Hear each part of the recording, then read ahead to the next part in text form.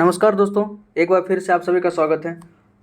दोस्तों, इस particular video में आज हम पेपर टू का जो आपका सिलेबस है, environment impact assessment and environment clearance, site authorisation and consent to establish and consent to operate from pollution control board Bihar, इससे रिलेटेड कुछ इंपॉर्टेंट क्वेश्चन डिस्कस करेंगे। ओके, और अच्छे से क्वेश्चन को प्रैक्टिस करेंगे। दोस्तों, आप भी आराम से देखिए। कल हमने पेपर 1 से रिलेटेड क्वेश्चन डिस्कस किया था, उससे पहले पेपर 2 भी डिस्कस किया था। तो जैसे जैसे हो रहा है ऑल्टरनेट डे पर हम दोस्तों आपको पेपर 1 पेपर 2 दोनों प्रैक्टिस करवा रहे हैं। ओके, तो ध्यान से देखिएगा। पेपर 2 का ये सिलेबस है, इन्वायरमेंट इम्पैक्ट असेसमेंट से रिलेटेड सारा क्वेश्चन रहेगा। ओके, टॉपिक वाइज ही आजकल हम कर रहे हैं, तो आइए स्टार्ट करते हैं। फर्स्ट क्वेश्चन है, the baseline studies in EIA pertain to. देखिए, कुछ स्टूडेंट तो बोलते हैं कि हिंदी में भी कुछ क्वेश्चन को डिस्कस क्या कीजिए, तो इन सारे क्वेश्चंस का ये सब जो टर्मिनोलॉजी है इसको हिंदी में भी आप देख लीजिएगा, तो उससे कोई मतलब विशेष फर्क नहीं पड़ने वाला है। EIA में आधारभूत अध्ययन किससे संबंधित है? EIA में जो हम इन्वायरमेंट इम्पैक्ट असेसमेंट में जो बेसलाइन या बेसिक स्टडी कर सकते हैं, वो किससे संबंधित है? फर्स्ट ऑप्शन देखिए, collection of demographic data. Second है आपका prediction of significant residual environment impact. Third है existing environmental setting of the proposed development area. और फोर्थ है selecting of the best project option available. तो हम जो बेसिक स्टडीज़ करते हैं, बेसलाइन स्टडी है, उसमें किससे बिलोंग्स करता है? तो collection of demographic data. Okay, collection of demographic data, option A correct है, ध्यान रखिएगा। देखिए दोस्तों, एक्सप्लेनेशन यदि हम देखें तो step by structure of EIA environment impact assessment, जो स्टेप बाय स्ट्रक्चर क्या क्या है, तो EIA process can be itemised into the following 9 step. उसको टोटल 9 स्टेप में उसको आपको मतलब डिस्ट्रीब्यूट किया गया है, कैटेगराइज किया गया है। फर्स्ट है preliminary stage and decision of terms of reference. Second है स्कोपिंग, फिर baseline study, then environment impact evaluation, mitigation measure, assessment of alternative measures, preparation of final document, decision making, monitoring of project and implementation and its environmental impact। ये सब कुछ उसके steps हैं। All right, baseline study में देखिए हम क्या करते हैं। बेसलाइन स्टडी के अंदर baseline data collection required for EIA के लिए जो बेसिक डाटा है वो हम इसके लिए रिक्वायर्ड है। Baseline data collection refers to all the information of baseline information on biophysical, social and economic aspect of project area. किसी भी प्रोजेक्ट में, मान लीजिए किसी भी एरिया में जो प्रोजेक्ट लगता है, इन्वायरमेंट इम्पैक्ट असेसमेंट करते क्यों है कि कोई भी मान लीजिए कोई बड़ा प्रोजेक्ट है, कोई बड़ा प्रोजेक्ट को किसी भी एरिया में लगाया जाएगा, मान लीजिए कहीं पर डैम बनेगा या कोई इंडस्ट्री, बड़ी इंडस्ट्री को कहीं पर डेवलप किया जाएगा, एस्टेब्लिश किया जाएगा, तो उससे फ्यूचर में किस प्रकार का प्रभाव पड़ सकता है उस वातावरण को, उस इन्वायरमेंट को, वहाँ के लोगों को, वहाँ के वाइल्ड लाइफ हैबिटेट को, वहाँ से मतलब उस इंडस्ट्री से या उस डैम वगैरह से मान लीजिए जिसका भी एस्टेब्लिश होगा, जो भी प्रोजेक्ट होगा, उससे air pollution, land pollution, water pollution, वहाँ के वाइल्ड लाइफ हैबिटेट पर, वहाँ की क्लाइमेट पर किस प्रकार का प्रभाव आएगा, इसी सब का हम स्टडी करते हैं EIA के अंदर। ओके, तो बेसलाइन स्टडी में इन सारी जानकारी को मतलब इकट्ठा किया जाता है प्रोजेक्ट से related. Project area is defined as the area where environmental effects and impacts are felt during the construction और operational stages of project. Collection of baseline information serve into दो पर्पस के लिए यहाँ पर जो बेसलाइन इन्फॉर्मेशन का जो collection है, दो उद्देश्य के पूर्ति के लिए किया जाता है। फर्स्ट है it provide a description of the status and trends of environmental factor, example air pollutant concentrations against which predicted changes can be compared and evaluated in terms of importance. वहाँ पे एयर पोल्यूशन पे किस प्रकार का effect पड़ेगा, या future में इससे क्या क्या आगे मतलब उसका एक प्रिडिक्शन भी किया जा सकता है कि फ्यूचर में यहाँ के एयर पोल्यूशन पे किस प्रकार का प्रभाव पड़ सकता है।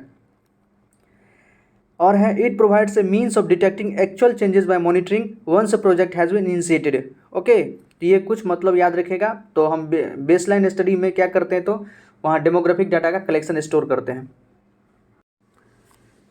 नेक्स्ट क्वेश्चन है stages in sequential order in the environmental clearance process. बड़ा ही इंपॉर्टेंट क्वेश्चन है दोस्तों कि इन्वायरमेंट क्लियरेंस के प्रोसेस में कौन कौन सा स्टेप्स फॉलो किया जाता है। आपने पहले भी पढ़ा होगा, यदि EIA के बारे में थोड़ा बहुत पढ़ा भी होगा दोस्तों, तो सबसे पहले क्या किया जाता है कि मान लीजिए किसी भी प्रोजेक्ट को आवश्यकता है EIA करने की, तो पहले उसका हम स्क्रीनिंग करते हैं। स्क्रीनिंग, ओके, स्क्रीनिंग में हम ये डिसाइड करते हैं कि उसके लिए EIA रिक्वायर्ड है या नहीं है। अगर रिक्वायर्ड नहीं है तो उसको ऐसे ही वहीं पे बंद कर दिया जाता है। EIA रिक्वायर्ड है तो आगे हम स्कोपिंग करते हैं। फिर है इम्पैक्ट एनालिसिस है, मिटिगेशन इम्पैक्ट मैनेजमेंट है, फिर ईआई का रिपोर्ट आता है, रिव्यू किया जाता है, पब्लिक इन्वेस्टमेंट वहाँ पर किस प्रकार का होगा, डिसीजन मेकिंग होता है, उसका अप्रूव्ड होता है या नहीं अप्रूव, किसी भी कारण से अप्रूव्ड नहीं हुआ तो उसको रीडिज़ाइन करना पड़ेगा या रीसबमिट करना पड़ेगा, फिर इम्प्लीमेंटेशन है, पब्लिक कंसल्टेशन है, पब्लिक रिव्यू है, ये सारा स्टेप वगैरह करना पड़ता है। लेकिन यहाँ पर उसी में से कुछ स्टेप्स को आपको दिया हुआ है, अरेंज करना है कि कौन सा स्टेप यहाँ पर होगा। तो देखिए सबसे पहला है कि स्कोपिंग स्क्रीनिंग। तो ध्यान रखिएगा दोस्तों, सबसे पहला स्टेप हम स्क्रीनिंग करते हैं। सबसे पहले हम क्या करते हैं, स्क्रीनिंग करते हैं। तो यहाँ स्क्रीनिंग है, फिर है पब्लिक कंसल्टेशन, फिर स्कोपिंग। जी नहीं, पहले स्क्रीनिंग फिर स्कोपिंग, पहले स्क्रीनिंग फिर स्कोपिंग फिर पब्लिक कंसल्टेशन फिर अप्रेजियल। तो थर्ड ऑप्शन हमारा करेक्ट है दोस्तों, याद रखिएगा, यही स्टेटमेंट करेक्ट है बिल्कुल। Steps screening, scoping, public consultation and appraisal. यदि एग्जाम में आ जाए और अक्सर स्टेप से रिलेटेड क्वेश्चन, आपको ये क्वेश्चन वीवीआई दोस्तों एग्जाम में पूछा जा सकता है, ठीक है, स्टेप आपको ईआई का पूछ सकता है। तो सबसे पहले स्क्रीनिंग फिर स्कोपिंग करते हैं, फिर पब्लिक कंसल्टेशन और अप्रेजल। यदि इसके हम एक्सप्लेनेशन को देखें दोस्तों, the EIA environment clearance process for new project consists of 4 stages, some which may not be required for all project। मतलब 4 स्टेप इसमें इंक्लूड है, कुछ हो सकता है किसी प्रोजेक्ट के लिए, कुछ स्टेप्स इसमें रिक्वायर्ड ना हो। दिस 4 स्टेज इन सिक्वेंशनल ऑर्डर, चारों स्टेप को देखते हैं। सबसे पहला स्क्रीनिंग स्टेज, देख लीजिए स्क्रीनिंग में क्या करते हैं दोस्तों। At the screening stage, the state level expert appraisal committee reviews the application to determine whether the project require the further environmental studies for the preparation of EI report। देखिए सबसे पहले स्क्रीनिंग स्टेज में जो भी state level का, state level appraisal committee, याद रखिएगा state level expert appraisal committee, SEAC, ये रिव्यू करता है। कोई भी एप्लीकेशन इसके पास आता है प्रोजेक्ट रिलेटेड, तो उस प्रोजेक्ट के रिलेटेड वो एप्लीकेशन को रिव्यू करता है कि इस रिपोर्ट को वेदर मतलब क्या, इस रिपोर्ट को प्रोजेक्ट को फर्दर इन्वायरमेंटल स्टडीज, क्या आगे इन्वायरमेंटल स्टडीज करने की रिक्वायरमेंट है या नहीं है। ओके, ये आपका स्टेट लेवल अप्रेजल कमेटी करता है। सेकेंड स्टेज है स्कोपिंग स्टेज, ये बड़ा ही इंपॉर्टेंट स्टेज है स्कोपिंग। इसमें क्या है, at the scoping stage detailed and comprehensive terms of reference, जिसको TOR भी कहते हैं, याद रखिएगा TOR रिलेटेड टर्म आ गया तो आपका स्कोपिंग आंसर जाएगा।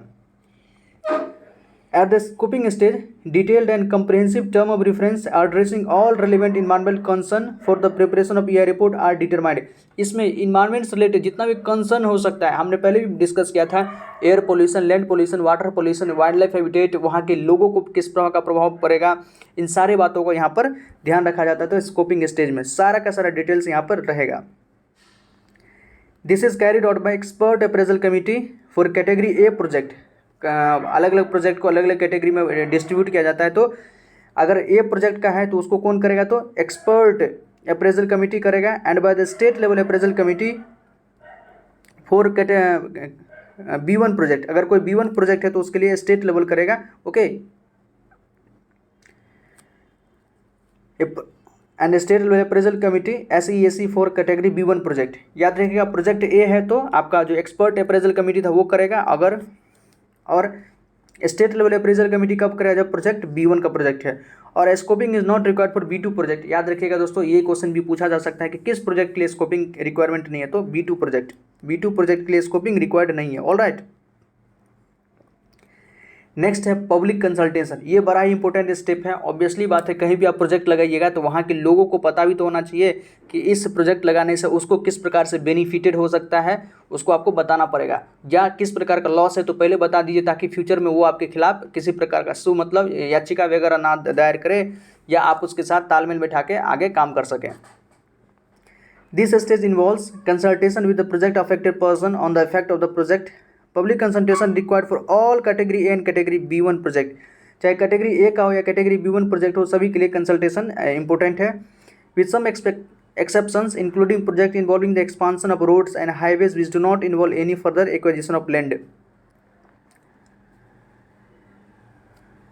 नेक्स्ट है अप्रेजल स्टेज, फोर्थ स्टेज आपका अप्रेजल स्टेज। तो ये सब कुछ स्टेप है, हमने क्वेश्चन में डिस्कस कर दिए थे दोस्तों। ओके, नेक्स्ट क्वेश्चन हम डिस्कस करते हैं।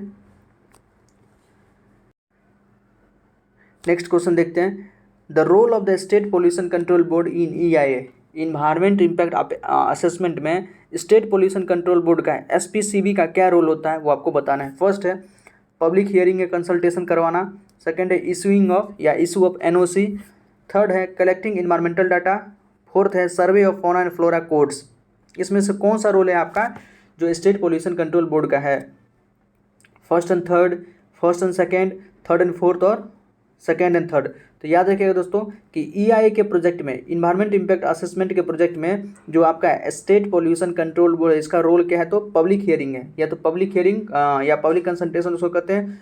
दूसरा एनओसी जारी करना, ओके, नॉन ऑब्जेक्शन सर्टिफिकेट जिसको कहते हैं। तो फर्स्ट एंड सेकेंड हमारा आंसर क्या होगा, first and second.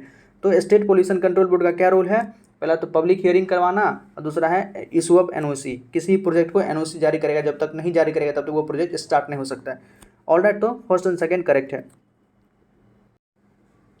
Next question, risk assessment is different from environmental impact assessment in terms of. देखिए इन्वायरमेंटल इम्पैक्ट असेसमेंट का भी, इसके अंदर भी कई सारा टर्मिनोलॉजी है, उसी में से एक है रिस्क असेसमेंट, इसको आपको समझना होगा। रिस्क कह रहा है कि risk assessment environment impact assessment से अलग है, किस प्रकार से, ओके, दोनों डिफरेंट है आपस में, किस प्रकार से।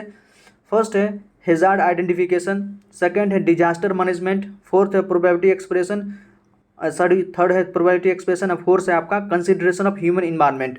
तो रिस्क असेसमेंट क्या है, एक प्रकार का रिस्क मतलब क्या, किसी भी प्रोजेक्ट के बाद क्या नुकसान हो सकता है, वो आपका रिस्क है एक प्रकार से। जैसे दोस्तों मान लीजिए कोई हम बड़ा इंडस्ट्री लगाएं, ओके, थर्मल पावर का इंडस्ट्री लगाएं, तो इंडस्ट्री अपने आप में क्या हो गया, आस्पेक्ट हो गया, ये अपने आप में क्या है, आस्पेक्ट हो गया। और इससे जो प्रभाव पड़ सकता है, क्या पड़ सकता है, आपका एयर पोल्यूशन की घटना हो सकती है, ओके, तो ये आपका एक रिस्क हो गया। तो ये रिस्क एस्पेक्ट हमें क्या बताता है, प्रोबेबिलिटी एक्सप्रेशन के बारे में। प्रोबेबिलिटी एक्सप्रेशन, रिस्क असेसमेंट या ईआई आपस में दोनों किस प्रकार से अलग है, तो प्रोबेबिलिटी एक्सप्रेशन के संदर्भ में, okay, probability expression option C correct है, थर्ड ऑप्शन ध्यान रखिएगा। देखिए इसका एक्सप्लेनेशन यदि देखें तो risk assessment is a process for estimating the likelihood और प्रोबेबिलिटी, मतलब एक एक प्रोसेस है जिसमें हम एस्टिमेट करते हैं, अनुमान लगाते हैं। लाइक्लीहुड मतलब कोई भी संभावना हो सकता है, या प्रोबेबिलिटी मतलब भी वही कि उससे क्या संभावना या प्रोबेबिलिटी हो सकता है ऑफ एन एडवर्स आउटकम और इवेंट ड्यू टू प्रेशर और change in environment condition resulting from human activities. Human activities पर किसी प्रोजेक्ट का अगर बाद में क्या प्रभाव पड़ सकता है, उसका हम यहाँ पर इवेल्युएशन करते हैं या अनुमान लगाते हैं। प्रोबेबिलिटी मतलब संभावना, क्या क्या संभावना हो सकता है। तो रिस्क असेसमेंट में याद रखिएगा संभावना वाला टर्म जो था प्रोबेबिलिटी, ये ज़्यादा मतलब उसे टच करता है, तो इन टर्म को याद रखिएगा। कभी कभी आप अगर टर्मिनोलॉजी को भी पता रहता है दोस्तों तो आसानी से क्वेश्चन बन जाता है, ओके, ज़्यादा डीपली स्टडी करने से कोई फायदा नहीं है। The EIA is a process of predicting and evaluating the environmental hazard and impact of a proposed project or a development scheme such as the construction of dam। ये तो EIA के बारे में हम जानते ही हैं कि इसका ये काम ही है कि इवैल्यूएशन करना कि किसी भी प्रोजेक्ट का उसका क्या इन्वायरमेंटल हैजार्ड पड़ सकता है, क्या प्रभाव पड़ सकता है। जैसे यदि हम कोई बड़ा डैम बनाते हैं, रिजर्वायर बनाते हैं, रोड्स, रेल्स, ब्रिजेस बनाते हैं, एंड टेकिंग इनटू अकाउंट को related social, economic, culture and impact due to human activity both beneficial and adverse. उसका बेनिफिट मतलब यूजफुल भी क्या हो सकता है और हार्मफुल क्या भी एस्पेक्ट हो सकता है, दोनों बातें करना है यहाँ पर। Risk assessment is based on probability expression, इसलिए ध्यान रखें कि रिस्क असेसमेंट किस पे बेस्ड है, तो प्रोबेबिलिटी एक्सप्रेशन पे। ऑलराइट, नेक्स्ट क्वेश्चन देखते हैं। टर्म्स ऑफ रेफरेंस, देखिए दोस्तों अभी हम पढ़ के आए हैं कि terms of reference is fixed at which stage of EI process. हमने आपको बताया था टर्म्स ऑफ रेफरेंस ये किस स्टेज में करते हैं, तो स्कोपिंग एक बड़ा स्टेज था। इन्वायरमेंट इम्पैक्ट असेसमेंट का जो स्टेप्स है कुछ, उसमें स्कोपिंग एक बड़ा स्टेप था जिसमें हम सारी चीज़ों को इंक्लूड करते हैं, प्रोजेक्ट से रिलेटेड उसका क्या प्रभाव पड़ सकता है, उसमें स्कोपिंग में ही वो सारे डिटेल्स हम डालते हैं। तो टर्म्स ऑफ रेफरेंस वो टर्मिनोलॉजी हम कहाँ देखे थे, स्कोपिंग स्टेज में दोस्तों। कहाँ पर स्कोपिंग, बी ऑप्शन करेक्ट है। नेक्स्ट क्वेश्चन दोस्तों, देखिए दोस्तों आपको जरूर पूरा क्वेश्चन देखना चाहिए और अच्छे अच्छे क्वेश्चन हैं ये सारे। क्वेश्चन जो है आपके एग्जाम से रिलेटेड पूरे सिलेबस पे बेस्ड हैं और प्रीवियस ईयर में पूछे भी गए हैं, तो यूजुअली हो सकता है कि पूछा जा सकता है, या आपका जो सिविल इंजीनियरिंग का ये सब टॉपिक है वहाँ से रिलेटेड ये क्वेश्चन लिया गया है जो उसके एग्जाम में पूछा गया है, अक्सर एग्जाम में पूछा जाता है, जिसको हम स्टैंडर्ड क्वेश्चन कहते हैं कि अक्सर एग्जाम में ये सब क्वेश्चन आना ही आना है। तो ये इस प्रकार का क्वेश्चन है, तो जब पूरा देखें इसको। और दोस्तों प्लीज़ अच्छा लगे तो आप हमारे चैनल को सब्सक्राइब भी कर सकते हैं, लाइक कर सकते हैं, कोई आपका मित्र तो उसको शेयर भी कर सकते हैं, उसका भी हेल्प हो जाए थोड़ा बहुत, वो भी पढ़ लें, ओके। क्योंकि जानते हैं एकदम मतलब ये जो टॉपिक है या ये सभी के लिए एकदम नया है, बिहार में पहली बार ये वैकेंसी आई है, तो ऑब्वियसली सब के लिए नया है, लेकिन फिर भी जितना आप कर सकते हो उतना तो करना चाहिए। हम भी कोशिश कर रहे हैं दोस्तों, एक एक टॉपिक को, जितना भी पेपर 2 का टॉपिक है, पेपर 1 का दोस्तों, सारे टॉपिक से रिलेटेड मतलब कंटेंट आपके पास अवेलेबल कराएंगे हम। बस आप जुड़े रहें हमारे चैनल के साथ दोस्तों, ओके।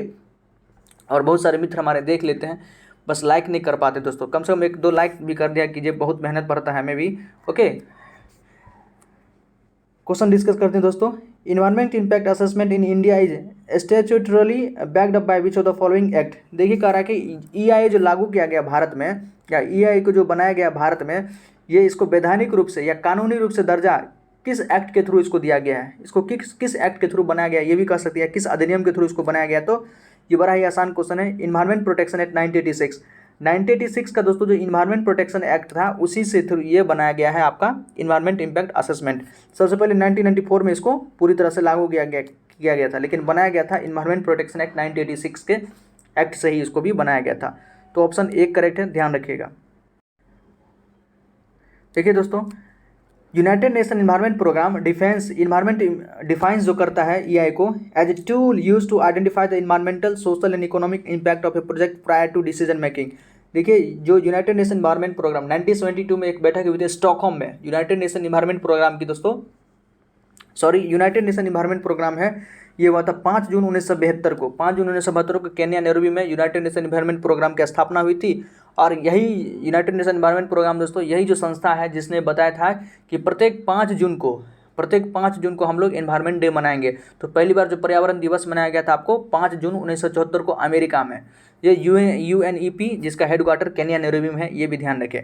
तो इसके अनुसार जो आपका EIA का डेफिनेशन इसने दिया है, जो हम लोग पढ़ते आ रहे हैं कि इन्वायरमेंट इम्पैक्ट असेसमेंट एक टूल है, एक प्रकार का कह सकते हैं आप, एक यंत्र है जिसका प्रयोग करते हैं आइडेंटिफाई करने के लिए कि किसी भी प्रोजेक्ट का इन्वायरमेंट पर, वहाँ के सोशल इकोनॉमिक इम्पैक्ट किस प्रकार से पड़ सकता है किसी भी प्रोजेक्ट पर, वो प्रायर टू डिसीजन मेकिंग, मतलब किसी भी प्रोजेक्ट को लागू करने से पहले, किसी भी प्रोजेक्ट को डिसीजन मेकिंग मतलब क्या, प्रायर मतलब डिसीजन मेक करने से पहले, उससे किसी भी प्रोजेक्ट को लागू करने से पहले उसका हम ये सारा चीज़ आकलन कर लेते हैं, एक प्रकार से इवेल्युएट कर लेते हैं कि उस प्रोजेक्ट से वहाँ के सोशल इकोनॉमिक इन्वायरमेंट पर क्या क्या प्रभाव पड़ सकता है। Okay, it aims to protect environmental impact at an early stage in project planning and design, find ways and means to reduce adverse impact. मतलब हम अर्ली स्टेज में ही पता कर लेते हैं कि उसका क्या एडवर्स प्रभाव पड़ सकता है, और हम अगर पता लगता है कि इसका कुछ बुरा परिणाम पड़ सकता है तो हम उसको कम करने का, रिड्यूस करने का, देखिए दोस्तों मीन्स टू रिड्यूस,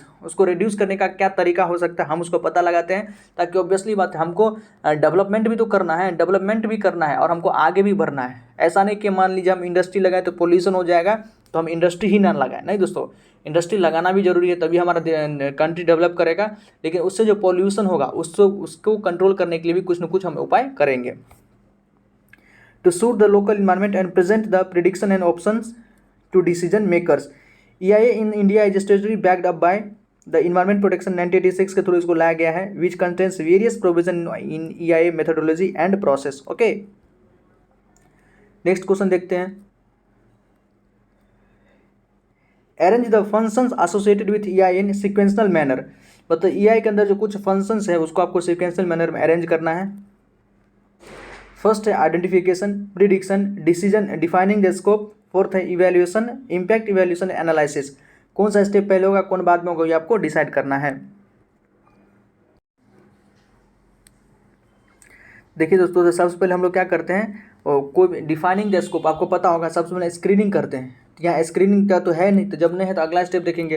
तो सबसे पहले हम क्या करते हैं, डिफाइनिंग द स्कोप होता है, स्कोपिंग करते हैं, फिर आपका आइडेंटिफिकेशन करते हैं। ओके, फिर हम करते हैं आइडेंटिफिकेशन, फिर है प्रिडिक्शन, फिर है impact evaluation and analysis.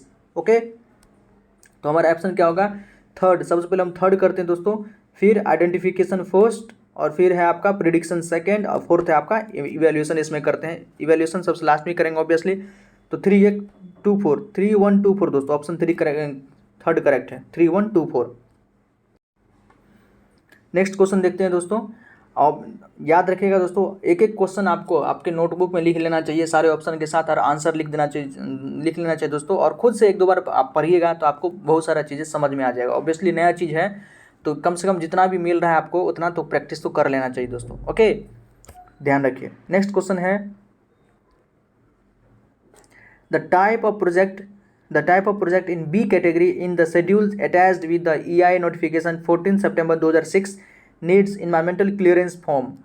The type of project B, किस प्रकार का बी जो प्रोजेक्ट बी है कैटेगरी का, जिसको 2006 में लागू किया गया था, 14 सितंबर 2006 को, और उसको इन्वायरमेंट क्लियरेंस की आवश्यकता है। फर्स्ट है आपका central government without the recommendation of the expert appraisal committee. Second है state government on the recommendation of the state expert appraisal committee. Third है state environment impact assessment authority on the recommendation of the state appraisal committee. Choose the correct code, आपको इसमें से correct code decide करना है। पहला है central government without the recommendation, without, दोस्तों यहाँ विदाउट लिख दिया थी तो पहले ही गलती हो गया, हमको इस करेक्ट खोजना है। फिर है state government on the recommendation of the state expert appraisal committee. C है state environmental impact assessment authority on the recommendation of the state expert appraisal committee. तो सी करेक्ट है दोस्तों, ओनली सी और स्टेटमेंट करेक्ट है, याद रखिएगा, only सी। Okay, देखिए दोस्तों, कैटेगरी बी प्रोजेक्ट, जो भी बी कैटेगरी का प्रोजेक्ट होता है, a proposed project is classified as category B if it's potentially adverse environment impact on human population और environmentally impact areas including wetland, forest, grassland and other natural habitat are less adverse than those of category A and category A project. मतलब वैसा project जिसका category A project से कम adverse impact हो, आपका wetland पर हो सकता है, नेचर पर हो सकता है, फॉरेस्ट पे, ग्रासलैंड पे, उसको हम बी प्रोजेक्ट के अंदर रखते हैं। A category project require environment clearance from the centre and the B category project required from the concerned state level environment appraisal committee. जो ए कैटेगरी का प्रोजेक्ट होता है उसमें हम सेंटर से क्लियरेंस लेते हैं, इन्वायरमेंट क्लियरेंस लेते हैं, और जो आपका बी कैटेगरी का प्रोजेक्ट होता है उसके अंदर हम state level environment impact assessment authority से मतलब आपका इन्वायरमेंट क्लियरेंस लेते हैं। ध्यान दे रखिएगा, ए कैटेगरी के लिए सेंटर्स, ऑब्वियसली ए कैटेगरी में ज़्यादा रिस्क है, जहाँ रिस्क ज़्यादा होगा, जहाँ इम्पैक्ट ज़्यादा होगा वहाँ पर स्टेट सेंटर से, और बी के लिए हम state level environment impact assessment authority. Next question देखिए दोस्तों, environmental impact assessment include, EI के अंदर क्या क्या इंक्लूड है, आपका इन्वायरमेंटल स्टेटमेंट है, इन्वायरमेंटल मैनेजमेंट प्लान है, risk and hazards management and mitigation है, और डी है ऑल ऑफ द अबव। तो ईआई के अंदर दोस्तों सारा का सारा इंक्लूड है, आपका इन्वायरमेंटल स्टेटमेंट भी है इसके अंदर, उसका मैनेजमेंट करने का प्लान भी है। हमने पहले भी डिस्कस किया था कि मान लीजिए उसका एडवर्स इफेक्ट पड़ रहा है तो उसको रिड्यूस करने का हम क्या क्या उपाय खोज सकते हैं, उसके क्या क्या मीन्स, क्या क्या तरीका हो सकता है, वो हम इसमें लागू करेंगे। ऑब्वियसली हमें डेवलपमेंट भी करना है और साथ साथ प्रोजेक्ट को भी लागू करना है। Risk and hazard as assessment mitigation, और किसी प्रकार का रिस्क हो सकता है या हैजार्ड हो सकता है, उसे नुकसान हो सकता है, तो उसको मिटिगेशन मतलब क्या, उसको किस प्रकार से कम किया जा सकते हैं, ये सारा हम ईआई के अंदर हम बात करते हैं। तो ऑल ऑफ द एबव।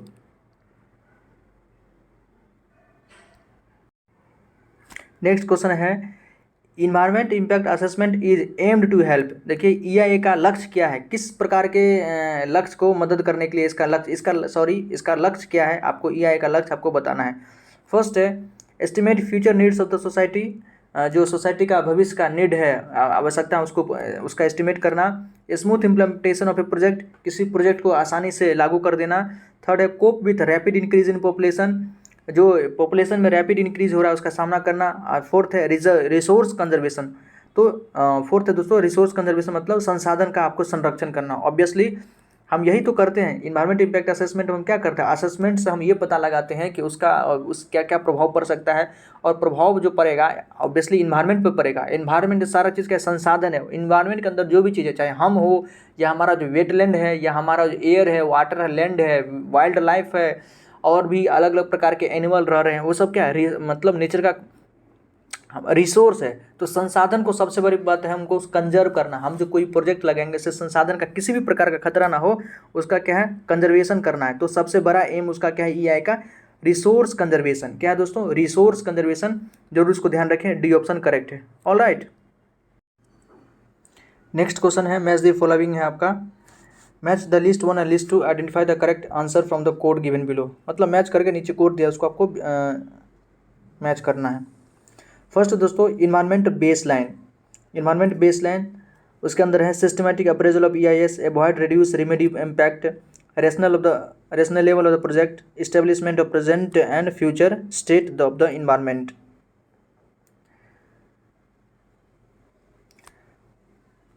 देखिए इन्वायरमेंट बेसलाइन हम क्या करते हैं दोस्तों, तो establishment of present and future state of the environment. Okay, यही हम डाटा पूरा कलेक्शन डाटा तैयार करते हैं। तो फर्स्ट का फोर्थ हो गया। डेवलपमेंट एक्शन, इसके अंदर है आपका रेशनल ऑफ द प्रोजेक्ट, ये है आपका थर्ड हो गया। नेक्स्ट है आपका मिटिगेशन मेजर में हम क्या करते हैं, कम करते हैं किसी भी चीज़ को, जो भी मान लीजिए हैजार्ड है, जो भी रिस्क है उसका, उससे क्या क्या हैजार्ड हो सकता है या रिस्क हो सकता है, उसको मिटिगेट मतलब कम कर सकते हैं। तो इसके अंदर अवॉइड या रिड्यूस रेमेडी इम्पैक्ट, जो भी हमारा रेमेडी इम्पैक्ट है उसको अवॉइड करते हैं या उसको कम करते हैं। तो सी का आपका सेकेंड हो जाएगा, ए का फोर्थ हो गया दोस्तों, बी का आपका थर्ड हो गया, सी का सेकेंड और डी का रिव्यू में हम क्या करते हैं, systematic appraisal of EIS। Okay, तो डी का फर्स्ट हो गया। तो हमारा आंसर क्या हो गया, इन्वायरमेंट बेसलाइन का establishment of present and future state of the government, पूरा डाटा कलेक्शन तैयार करना। डेवलपमेंट एक्शन के अंदर आपका है rational of the project. Mitigation में हम कम करते हैं, avoid reduce and remedy impact. Mitigation का मतलब ही होता है कम करना। यदि आपको अगर शब्द का मतलब ही पता है दोस्तों तो आप ऑप्शन से इसको छांट सकते हैं। रिव्यू में मतलब हम systematic appraisal of EIS। Alright, next question देखते हैं। नेक्स्ट क्वेश्चन दोस्तों, which of the following is are the objective of the environmental audit. ये देखिए अच्छा टर्म आया है इन्वायरमेंटल ऑडिट। ये भी एक प्रकार का वही जो बैंकिंग ऑडिट के बारे में आपने सुना होगा, बैंक में ऑडिट होता है, तो इन्वायरमेंट का भी कुछ ऑडिट है। तो उसका पूछ रहा है कि कौन सा इसका ऑब्जेक्टिव है। Which of the following is are the objective of the environmental audit. Environmental audit का क्या क्या उद्देश्य है ये आपको बताना है। फर्स्ट है वेस्ट मिनिमाइजेशन। ऑब्वियसली कोई भी प्रोजेक्ट जो हम चालू करेंगे उससे जो वेस्ट रिड्यूस होगा उसको हम किस प्रकार से कम करें, ये बिल्कुल ऑडिट में ये सब डिसाइड किया जाता है।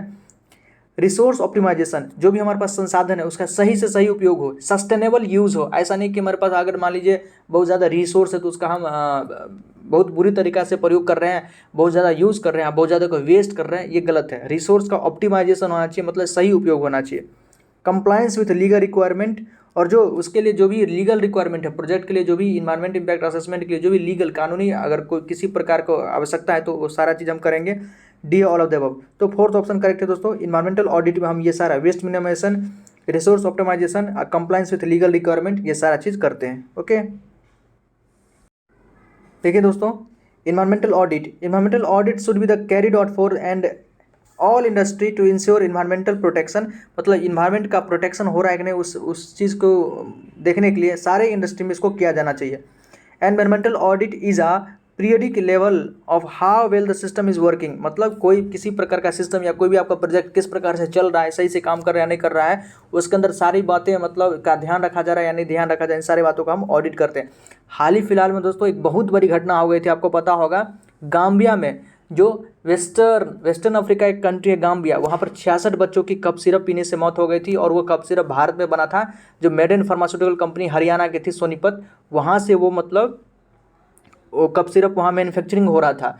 बताइए, वहाँ पर मैन्युफैक्चरिंग हुआ, उसका ऑडिट नहीं हुआ, एक प्रकार से किसी प्रकार का जांच नहीं हुआ, बिना जांच के वो मतलब उसको भेज दिया गया, जिसमें इथाइलिन ग्लाइकोल, ऐसे ही इथाइलिन ग्लाइकोल शायद हमने पढ़ा था, या प्रोपेलिन ग्लाइकोल, जिसकी कंसंट्रेशन ज़्यादा दिखी गई थी, जो बहुत ज़्यादा डेंजरस है, पॉइजनस है, उसकी कंसंट्रेशन ज़्यादा होने के कारण जो गाम्बिया में उस कप सिरप को पिया था बच्चों ने, उसकी किडनी खराब हो गई थी, जिससे 66 बच्चों का डेथ हो गया। WHO ने उस मतलब इस कप सिरप को बैन भी लगाया था और सारी दुनिया को कहा था कि इस कप सिरप को यूज़ नहीं करने के लिए। तो यही ऑडिट में हम यही करते हैं कि आपका सिस्टम यदि सही से काम नहीं कर रहा है या इन्वायरमेंट को इससे किसी प्रकार का परेशानी हो रहा है, किसी प्रकार का नुकसान हो रहा है, तो आप इसको ऑडिट करें, मतलब इसको देखें, रोकें, उसको कम करें। बहुत बड़ी घटना थी, आपको गाम्बिया वाला याद होगा। It should be the systematic objective and documented and audit helps in achieving the following objective. Audit में हम क्या क्या कर सकते हैं, क्या क्या उद्देश्य है। वेस्ट को कम से कम करना है, वेस्ट मिनिमाइजेशन, रिसोर्स ऑप्टिमाइजेशन, जो अभी हम बात किए थे, रिसोर्स संसाधन का सही उपयोग होना चाहिए। Public awareness of the unit environmental record, उस यूनिट से पब्लिक को भी अवेयर होना चाहिए। Compliance with legal requirement. Earlier environment audit was mandatory, पहले क्या था, ये मैंडेटरी था for industry as per the EPA 1986। जो भी मतलब इंडस्ट्री था उसके लिए इन्वायरमेंट प्रोटेक्शन 1986 के थ्रू इसको मतलब मैंडेटरी था, करवाना जरूरी था। As notified in 1996, later this provision was amended and the term environmental audit was diluted by environmental statement। देखिए, पहले इन्वायरमेंटल ऑडिट टर्म का यूज़ किया जाता था और आजकल जो है इसका इन्वायरमेंटल स्टेटमेंट मतलब इस शब्द का यूज़ किया जाता है। Okay, and the term environmental audit was diluted by environmental statement. Environmental statement हमने पहले भी टर्म देखा था, तो इस टर्म का आजकल यूज हो रहा है। ओके, तो ये ध्यान रखिएगा, बड़ा ही इंपॉर्टेंट बात है इन्वायरमेंटल ऑडिट में हम लोग क्या क्या करते हैं। ओके दोस्तों, नेक्स्ट क्वेश्चन देखते हैं हम। नेक्स्ट क्वेश्चन है, बड़ा ही इंपॉर्टेंट क्वेश्चन है, one of the following industries is not necessary to prepare the environmental impact assessment report to get clearance from the ministry of environment forest.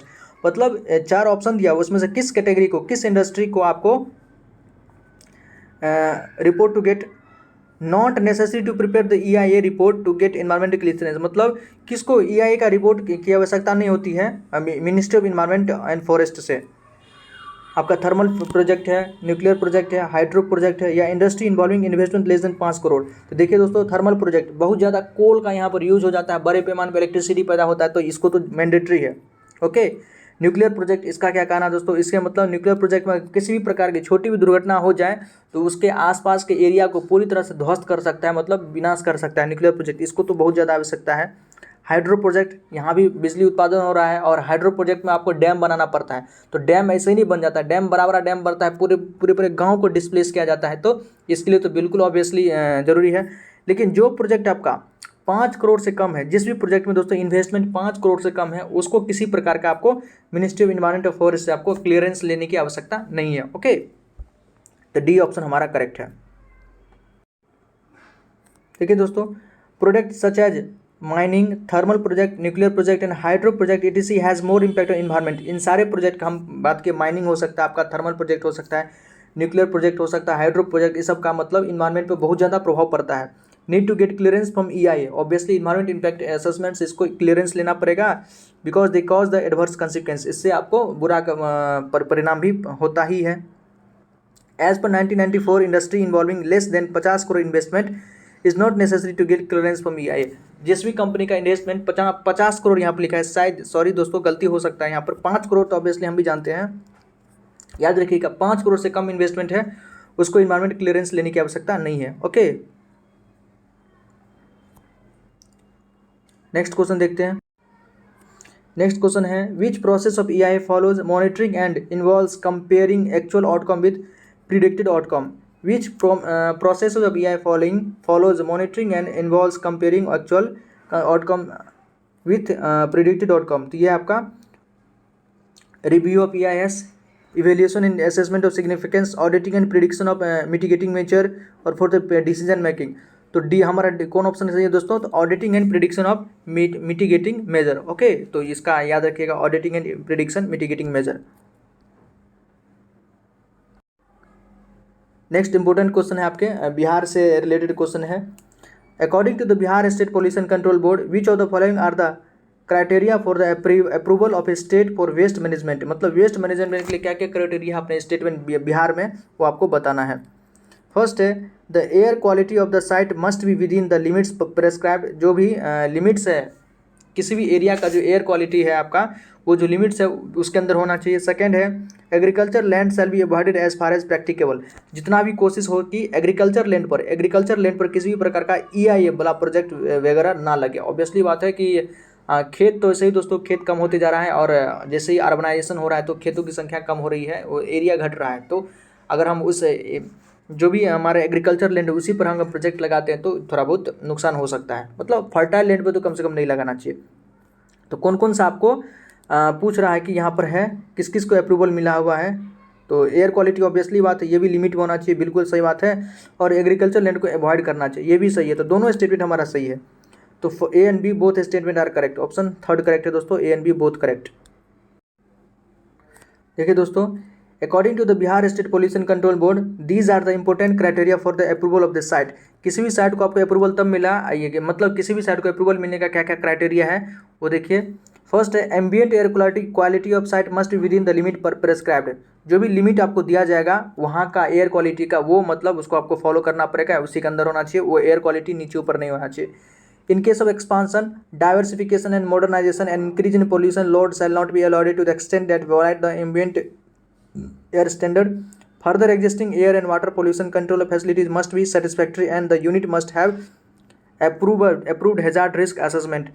The battery limit of the industry at the site must be at distance as specified in Excess 3rd, 4th and 5 for human habitation, railway line, river, national और state highway. मतलब battery limit के लिए है कि ये सब चीज़ मतलब जो एनेक्स 3rd, 4th और 5 में लिखा हुआ है कि आपको ह्यूमन हैबिटेशन से दूर होना चाहिए, रेलवे एरिया से दूर होना चाहिए, रिवर लाइन इस सब से दूर होना चाहिए। In case of notified forest land, wildlife sanctuary and protected areas as mentioned in these guidelines earlier, a minimum distance of 1 kilometer from them shall be observed. अगर मान लीजिए किसी लैंड वाइल्ड लाइफ एरिया के आसपास से project आ रहा है तो वो 1 किलोमीटर के दूर ही होना चाहिए। और prime agriculture land shall be avoided, मतलब प्राइम मतलब क्या, जो फर्टाइल लैंड वगैरह है वो एग्रीकल्चर लैंड मतलब उसको आपको अवॉइड ही करके चलना पड़ेगा, जितना एज फार एज प्रैक्टिकल, जितना भी मतलब हो सके। ऑलराइट, ये कुछ क्वेश्चन था दोस्तों जो आपका पेपर टू आपका जो इन्वायरमेंट इम्पैक्ट असेसमेंट है लिक्विड वेस्ट मैनेजमेंट का, उससे सॉलिड लिक्विड वेस्ट मैनेजमेंट से उस रिलेटेड हमने कुछ क्वेश्चन डिस्कस किया। कल हम पेपर 1 के बारे में क्वेश्चन डिस्कस किए दोस्तों बहुत सारा। ओके, प्लीज़ कमेंट सेक्शन में बताइएगा आपको ये वीडियो कैसा लगा, और इस वीडियो को लाइक भी करें दोस्तों, हमारे चैनल को सब्सक्राइब करें और पढ़ते रहें। कोई क्वेरी हो तो कमेंट सेक्शन में लिख सकते हैं। बहुत बहुत धन्यवाद दोस्तों, जय हिंद।